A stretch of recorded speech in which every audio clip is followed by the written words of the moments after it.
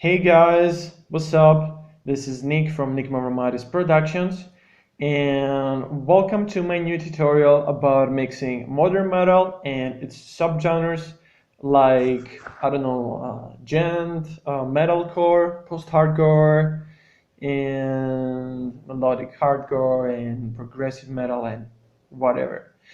Okay, so in this tutorial, I'm gonna be showing you about the kick and snares only because I have too many things to tell you about those two because they're really important.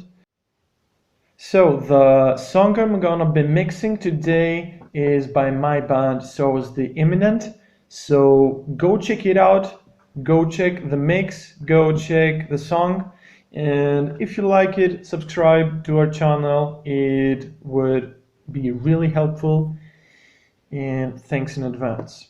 Okay, so let's go to the master bus. First thing and very important. So what I have here is I'm gonna be really fast with what I'm saying. You'll probably have to see the video more than once and pause sometimes in order to comprehend what I'm saying or just check out the settings. But because I'm gonna say so many things and there's so much information, I'm gonna be as fast as I can. So first plugin on my master bus, Virtual Tape My Synths by Slate Digital. I'm using this because it warms everything up. Let's take a listen with it.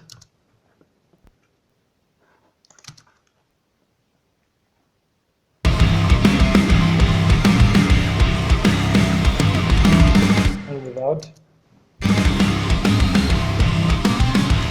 So you see that it makes the mix bigger. One more time with.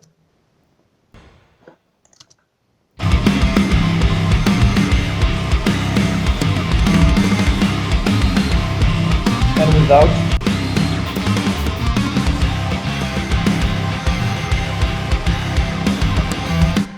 So it warms the mids and low end, and it's just awesome. And the input is set to -50 because it already does a lot. So next thing on my buster bus, and very important, is this bus compressor. It's supposed to be an SSL bus compressor, and it is named Solid Bass Comp by Native Instruments. And take a listen one more time to the mix without it.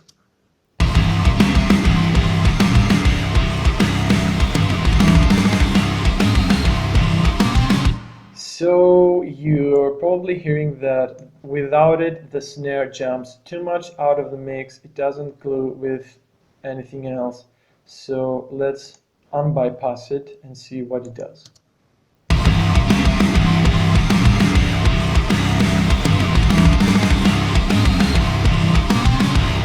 So now you see that the snare goes into the mix and blends together with the other instruments. It is set in a way that it reacts mostly to the snare and the kick. And when there's not a snare or a kick hit, it almost does not do anything. So what I will do for you is I will mute the kick and all the snare channels that I have here. Okay, let's mute those and see how the VU meter indicator reacts.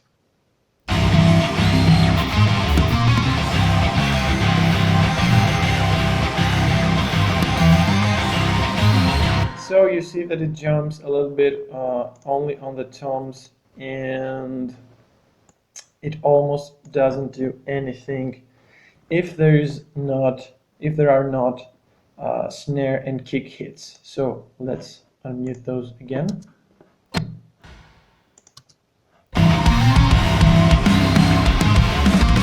So you see that it jumps out each time there is a kick or snare hit. Okay, so let's close this. Okay, And now let's proceed to the drums. I will solo all the drum basses.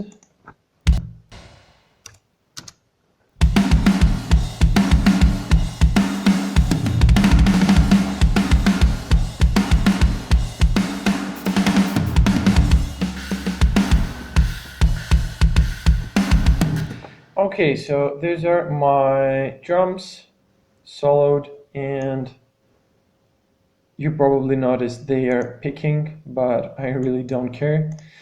And okay, now let's go to solo the kick, and really fast I'm gonna show you all the plugins that I'm using. Okay, so first thing, and probably I'm using this to most of the drum channels, is a virtual mix rack with a preamp and a console emulation. And I like this because it kind of does what is happening to the analog mixing world, where you're recording through preamp and then it goes into your console and it's saturating the mix. And if you put this to all or most of your channels, it does a thing that it glues everything together. So yeah, on the kick I'm saturating too much, and actually this preamp is probably a Neve emulation, and this console is set to Brit N, which again is a Neve console.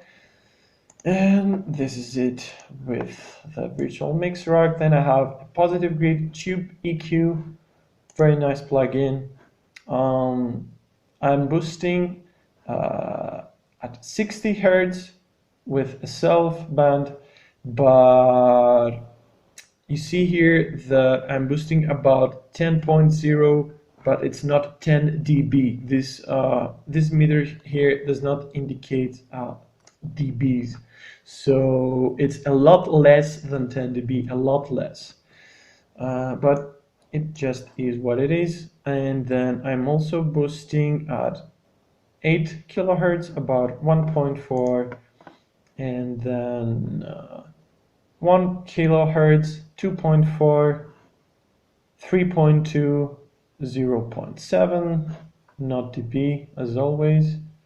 Let's take a listen with and without it.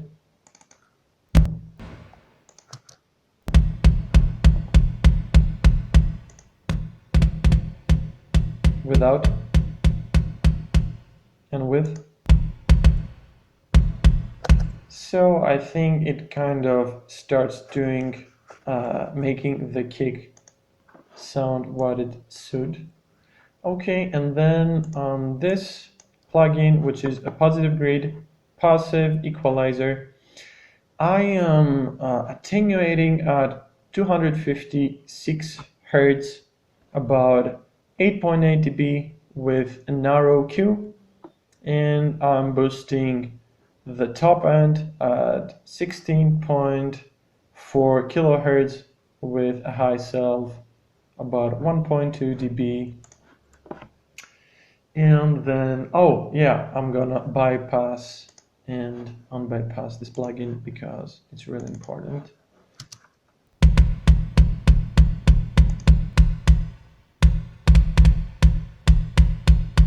Without and with. Okay, and then I have this positive grid tube compressor. I love this bundle, and I'm not compressing the kick too much, but I like that this module adds a lot of color to the sound. And threshold is set to minus 24.7 dB. And this sensitivity knob is like an attack and release knob. 6.2 means that it's a little bit slow. 0 is fast, 10 is the slowest setting, 6.2 is a bit slow, which gives a nice snap to the attack. And there is a mix knob here, which means that I'm having my dry signal and my wet signal equally blended together. really useful. Okay, and here I have a program snare. I tried to program exactly what our drummer played. And the reason is because I don't like triggered drums, because I think they're a little bit lifeless. And if you have good libraries when programming drums, and if you're doing it properly, it sounds better than when triggered. And I'm blending the programmed samples with the originally recorded samples, so I have a very realistic sounding, I don't know, drum kit. So yeah. Okay, so let's take a listen to the snare.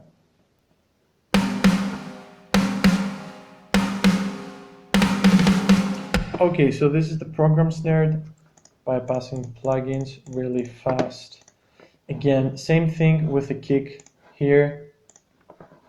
And this is an SPL drum exchanger. What it does is, actually what I'm doing with it is I'm not using it as a triggering plugin. I'm only using this section of the plugin here, which is affecting the transients of the snare. And let's see what it does.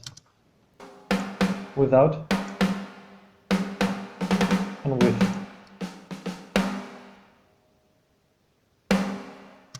Let's hear it one more time. Without and with. So it does exactly what it says right here. It gives attack and sustain to the snare. Really nice. Okay, this plugin I'm gonna explain a little bit later, but the only thing I'm using on this plugin is the phase reverse button here, nothing else. I'm gonna leave it bypassed right now. Again, positive grid, tube EQ, settings really fast, 220 Hertz, 7.8, 8K about 2.1, and 2.2K about 2.7, and then I have a positive grid, passive EQ again. I'm boosting the top end at 16.4 kilohertz, about 4.8 dB, and then ringing frequencies here.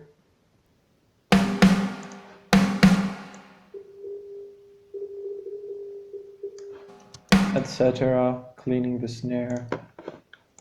And this compressor here is a FET compressor by positive grid again.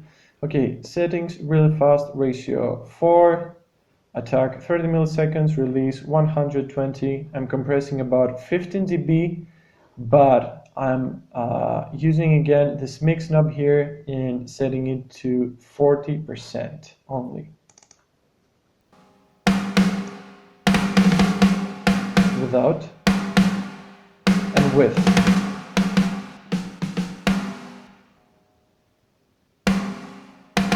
Okay, let's take one more time. I'll listen here. With. Without. So it doesn't do too much. If I set it to 100, you will see that it's too much exaggerated.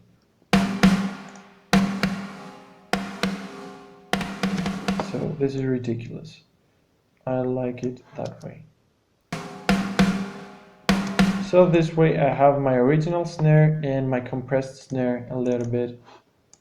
Compressing too much is the mistake that most I don't know, beginners do, because you think by compressing more and more it will get you a bigger and bigger sound, but it doesn't.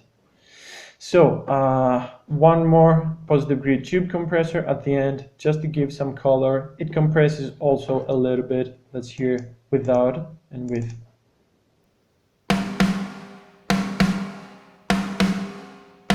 With.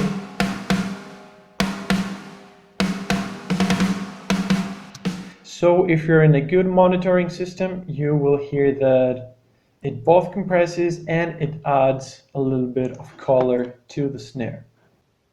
So I'm soloing the two snares, the programmed and the recorded snare together. And I'm gonna show you right now what this phase reverse button here does. Let's hear the two snares together without the phase reverse. I'm gonna open the plugin and I'm gonna unflip the phase.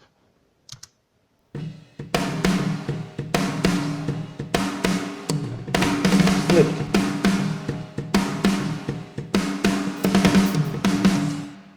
Yeah, so you see that all the bottom end was away without the phase flipped, because there is actually phase cancellation between the snares. And how you can see that really fast, I'm gonna show you a very nice trick to check if you're having phase cancellation issues. Okay, let's go to a hit. So these are my two tracks, the program snare and the snare, the recorded snare. So I'm gonna zoom a lot. And you see here that when the waveform of my snare, programmed snare, goes down, the waveform of the recorded snare goes up, and vice versa. When the programmed snare goes up, the recorded snare goes down, which means you have cancellation, phase cancellation issues. And also you have to check that your hits between your drums are starting at the same point. Mine, the recorded snare and the program snare were something like that. They didn't start at the same point. See that the waveform here started a little bit later, so you have to check this too.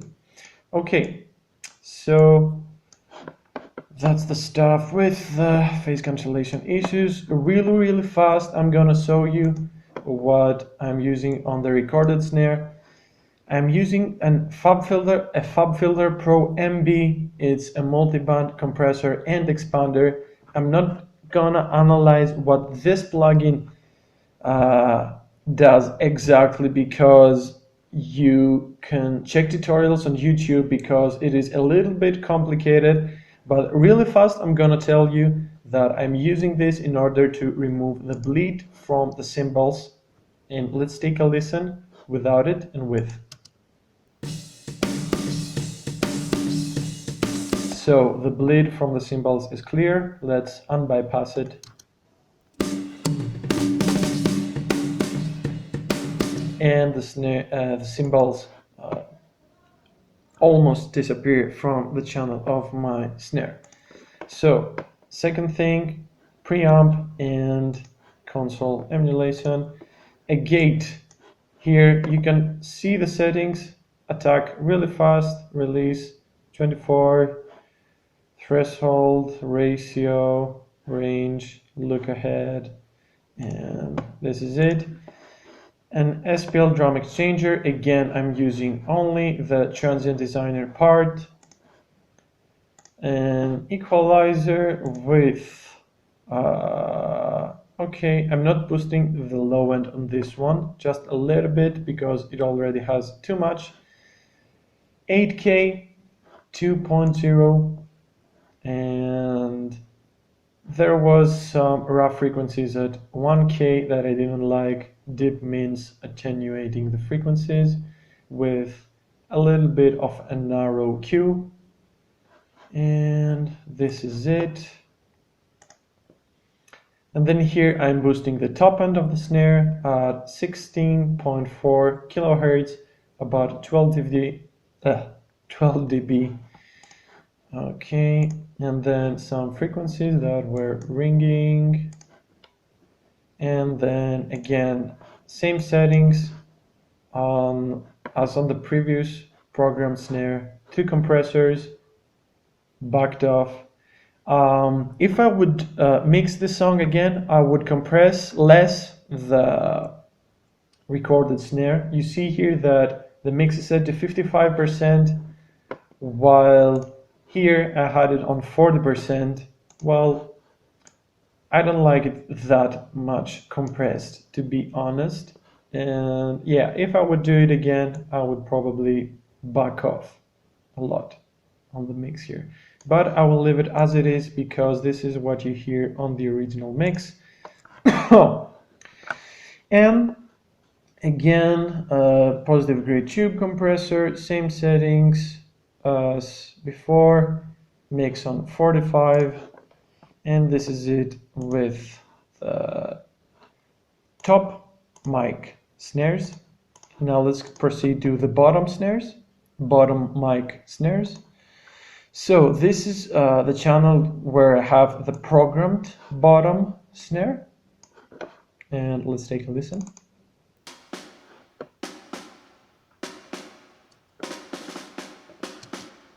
Okay, so you hear it's pretty low in the mix, minus 16 dB, while the original snare is clipping.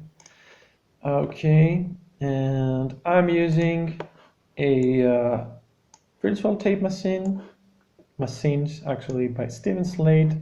Settings you see here, and passive EQ from Native Instruments. I'm using this in order to boost the 2.2K. Again, this is not 9.3 dB. It's just a metering for this particular equalizer. The Q here is wide, so you see if I take it this way, it's more narrow. This is wider, somewhere here. Okay, and I'm also rolling off the bottom end, which would affect my original snare, so I don't want this. I'm rolling off all the frequencies below 220 Hertz. Okay, so yeah, and a compressor, same settings as on the top mic on the snares. Attack 30 milliseconds, release 120, mix set to 60. I'm not using any other plugins on this. And then a Pro MB and a Pro Gate by FabFilter as on the recorded snare. Yeah, forgot to say, this is the bottom snare, the recorded bottom snare. And I'm using the Pro MB and Gate for the bleed, to tame the bleeding inside the mic. And again, virtual tape machines as on the other bottom snare. On this equalizer, I didn't like some mids. I'm removing, at about 560 Hertz when set. Here it says boost. When it's orange, it says cut, which means that I'm removing those frequencies by 13.10, not dB again. And I am also boosting at 2.2 kilohertz by 9.30 again, and rolling off the bottom end again.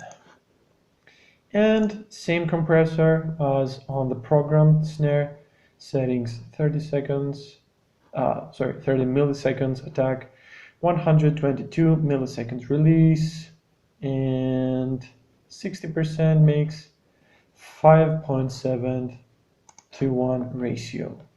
And these are all my snare mics.